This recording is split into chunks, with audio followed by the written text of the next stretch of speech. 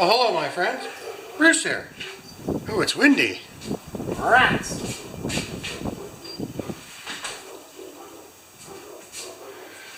Okay, today I got two of these in. You saw them, me attempting to start both of them out on the apron of the garage. The one had a blown rod, but this one fired up, and it ran for quite a while on the fed gas on the primer, which is just 50-to-1 two-stroke mix, but it's really good for lubricating the top end when they haven't run for a few years. I'm going to take off the air filter assembly, and it's an automatic choke. I wanted to show you that. The last one I had in, it was mangled.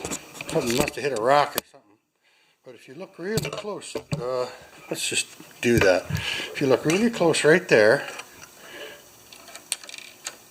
right? And the action is right there. Feels about right.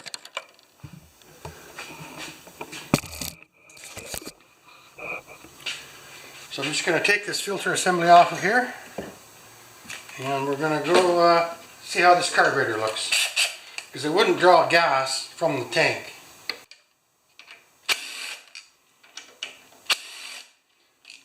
We might give this carburetor a bath yet, I don't know. Oh, that just fell off nice. Good. The gaskets stayed on. Huh, sometimes they stay on here.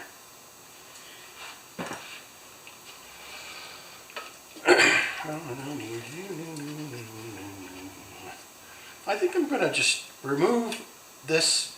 I'm going to take off as least amount of stuff as possible.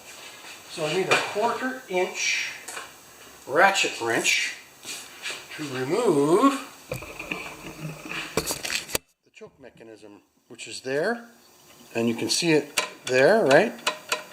And I'm just going to take that little bolt off with this 1/4 inch ratchet. Oh, it's already loose. Isn't that sad?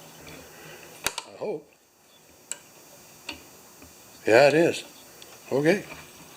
Almost makes you wonder if someone was in there, eh? And there should be a little spring on there that's worth its weight in gold.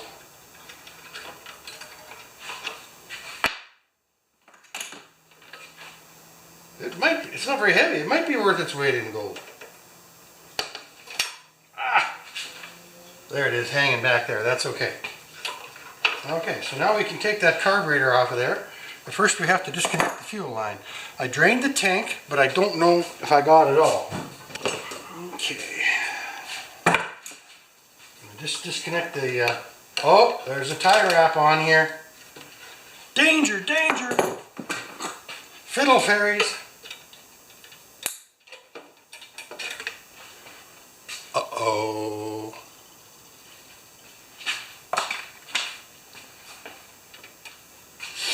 These aren't the red pliers, these are the ones I got from my mother. Believe that, eh? Okay, fuel line pliers on the fuel line. We'll just disconnect that. It's not that old a lawnmower. I'm going to just check the date on that when I get this off. There.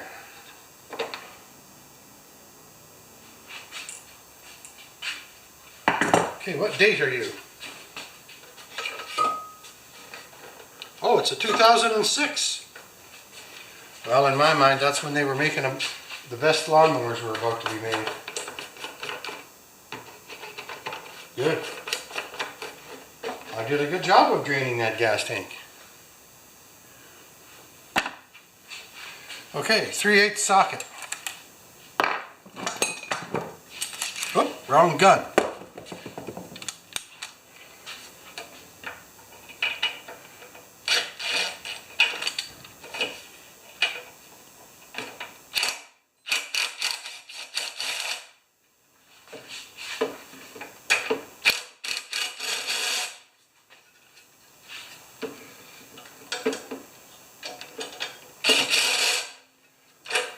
Good.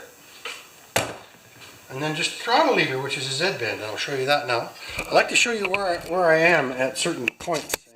So now the carburetor's hanging. We disconnected the fuel line right there with that fuel clamp. And now it's just a matter of taking it off the Z bend. Oh, I'm losing parts. There. And that one bolt is just a bolt that holds the carburetor on. So back over to here now. Tray. Now these are wonderfully simple carburetors. Oh, nothing like using a 1/2-inch gray, eh? Are you with me? Are you with me? Now, a lot of guys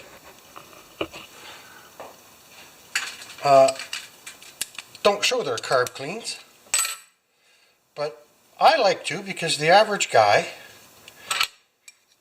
he may not know the difference between a Briggs 3.5 Classic and a Quantum or whatever. So I like to show carb cleans all the time. So there we got some goo, some heavy goo in the bottom of that bowl.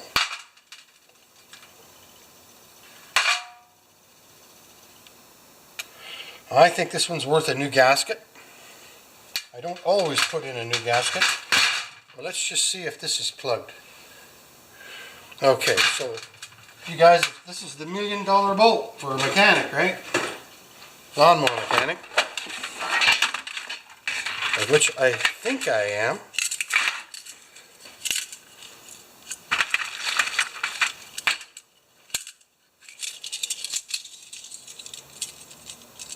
Okay, so let's just see if we can poke a hole through. Right there's a hole. We'll do this quickly. Yep. We'll go up until it sticks, and then we'll go a little further. One more. Maybe.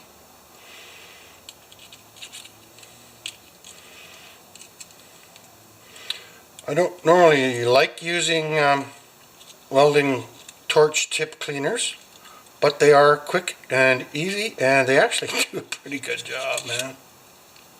I'm just going to where I feel resistance, right? I'm going up quite a ways. There we go. Beauty. And we'll poke down. Oh, that is so plugged. I might have to get something a little bit stronger to break it. Where's my little hunk of MIG wire?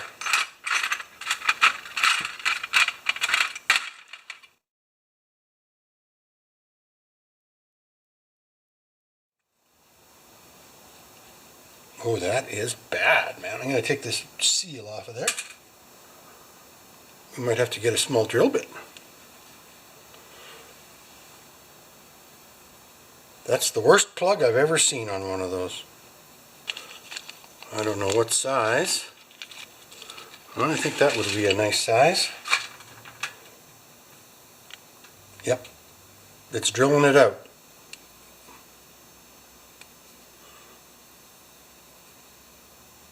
Good. Well, there's two ways of doing this, right? You can hold it with a pair of pliers, or you can use the manual drill bit. There it is. I want to see what comes out of there. This carburetor may not be good because the whole carburetor has this residual stuff in it.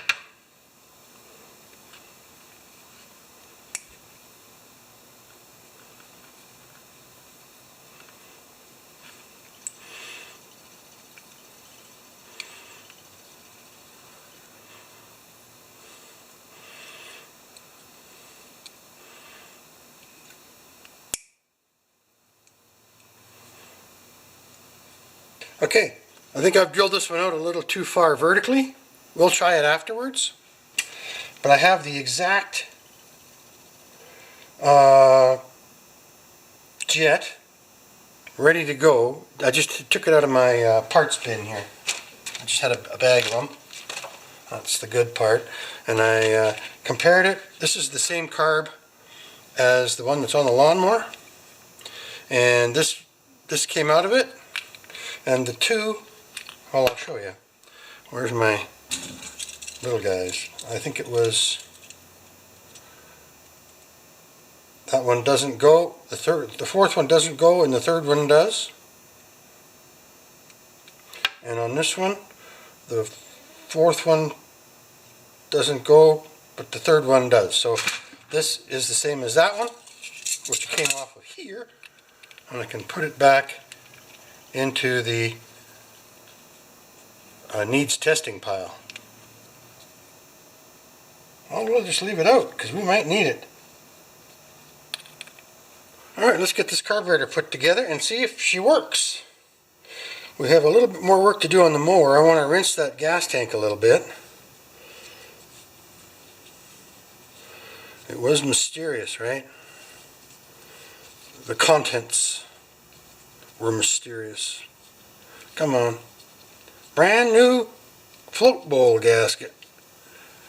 I tend to not worry about them if they're fairly intact, because the bowl area has a drain just above it. But it does help keep things from smelling and keeps gas from evaporating a little bit. Okay. Oh, that was not easy. Alright.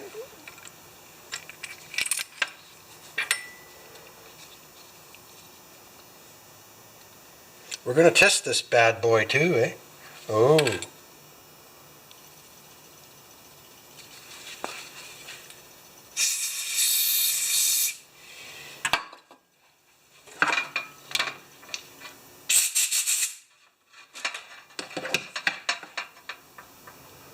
Alright, looks better.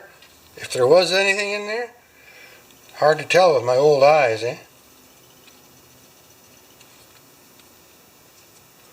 I love these little Briggs carburetors, guys. Okay. Once again, thank you, Ken, from Ken's Small Engines. Ken's Small Engine Repair. I'm going to do a pressure test on this carburetor before I stick it together. 6.5 pounds.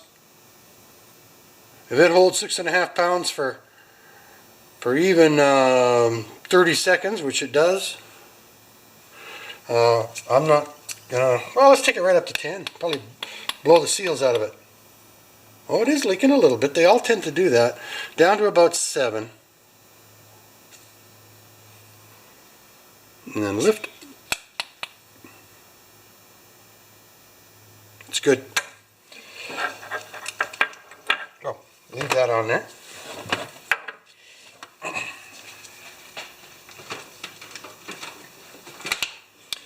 Good. Bowl is clean. Whistle clean. And this is our new nut. I don't think it needs a new fiber washer on there. Don't forget, this is just round 1. If I can get things running, then we go to the stuff that costs money. Brake cables, oil changes, spark plugs. You're with me on that, aren't you?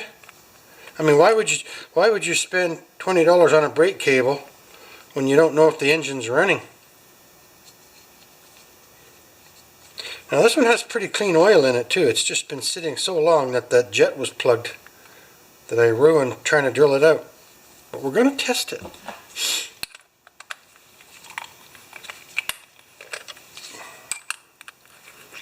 Love that brass.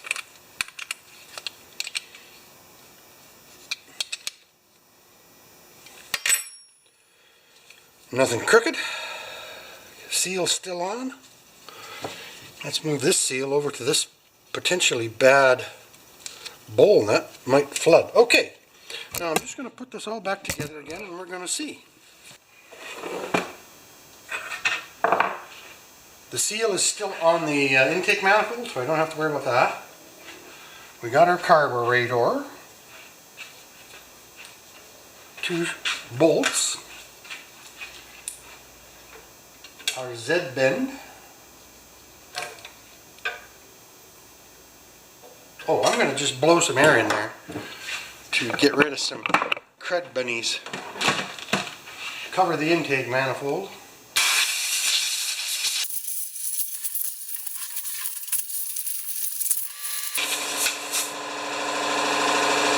run a little fuel through there.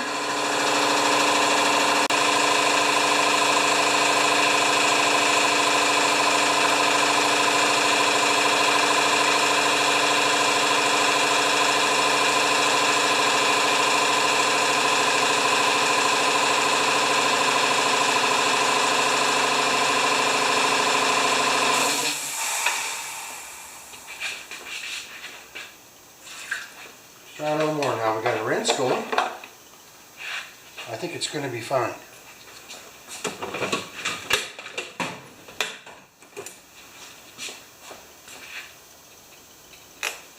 Good. Okay. Get the Z bend on the carburetor. Fuel line on the input. Actually, everything's in pretty good shape. Now the 2 bolts to hold the carburetor onto the intake manifold. Ooh.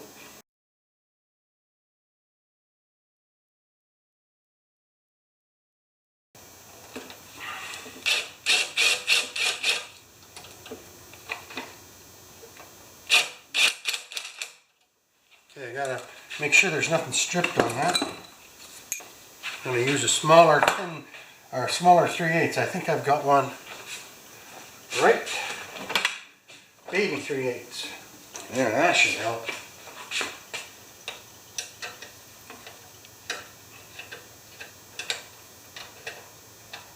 Good.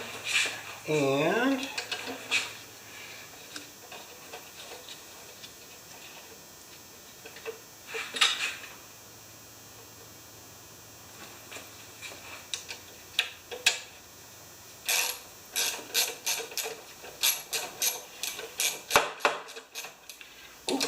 now we're good.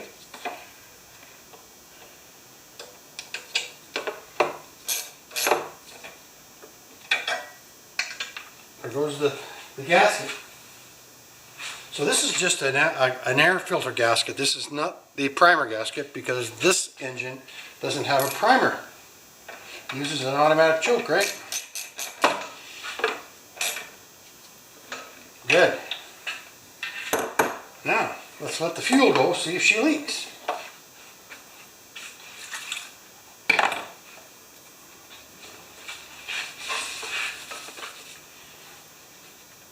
We have to attach the spring onto the automatic choke action.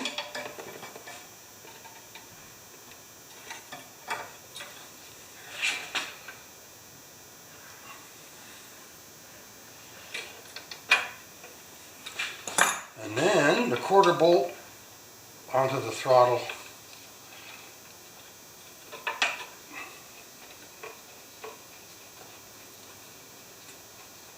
Okay, I'll show you where we're at. I just attached the carburetor with the 2 bolts on either side, back up in there and there. I attached the fuel line, opened it up, took the hemostat clamp off the fuel line, attached the little spring for the automatic choke, and now I'm just screwing in this, and I'll tighten it with a wrench when it's there. And this engine should run. Got a little fuel in the fuel tank and it looked clean. And now we're going to tighten this up. And with these you can tell where you're at. Whoop.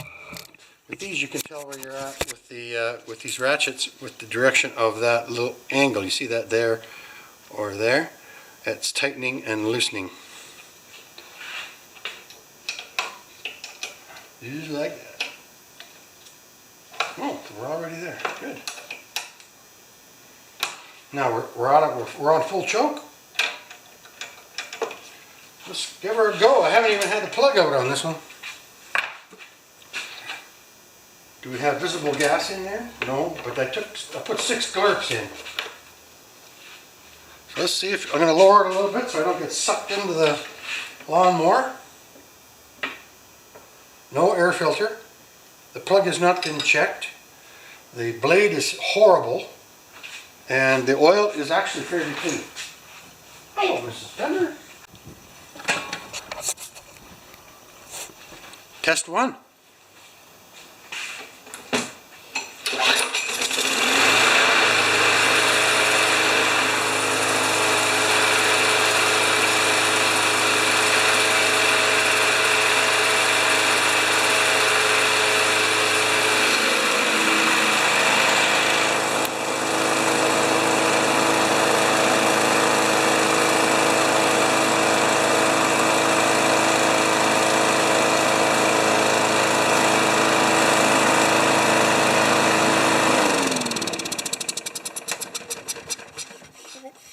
Perfect.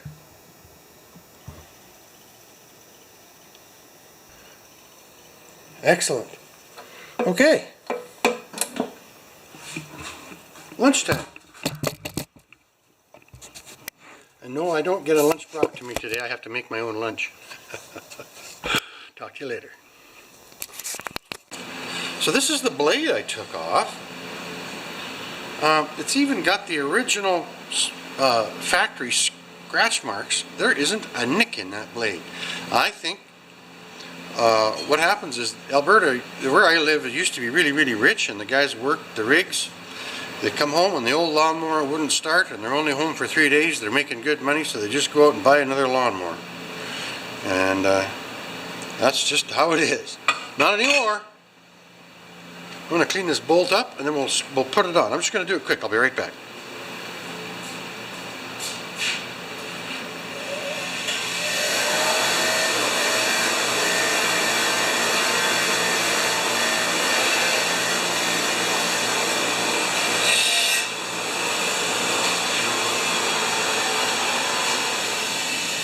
If you do small engine stuff, get a bench grinder. Okay, so that's perfect. We'll get that on there. Make sure it's cut in the right direction.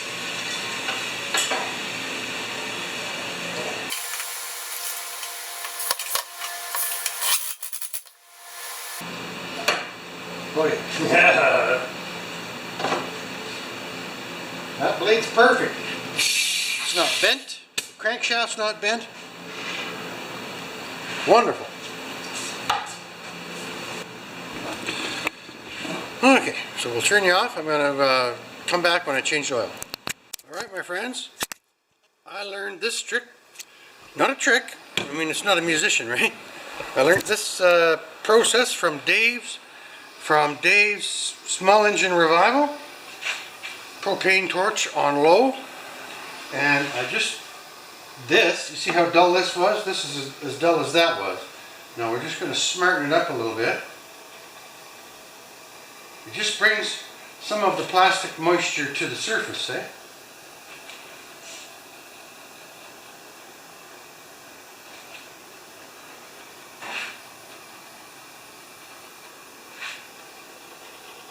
Okay, let's do this one.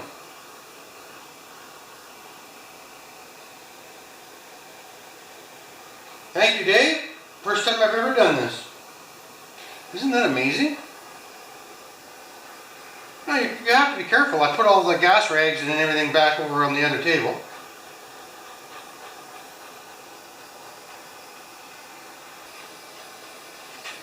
Now you should be doing this while the mower is clean, right? But I just want to show you something.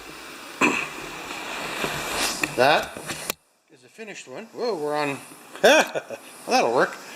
That's a finished one, and that back door is not done yet, right? So that's quite a bit of difference. And then when it's all said and done, I'm going to use goop and put the sticker back on top. So I'm just going to turn you guys off because I'm using up a lot of battery here, and we'll come back when this looks like a brand new mower. Alright, I'm going to walk you around this bad boy.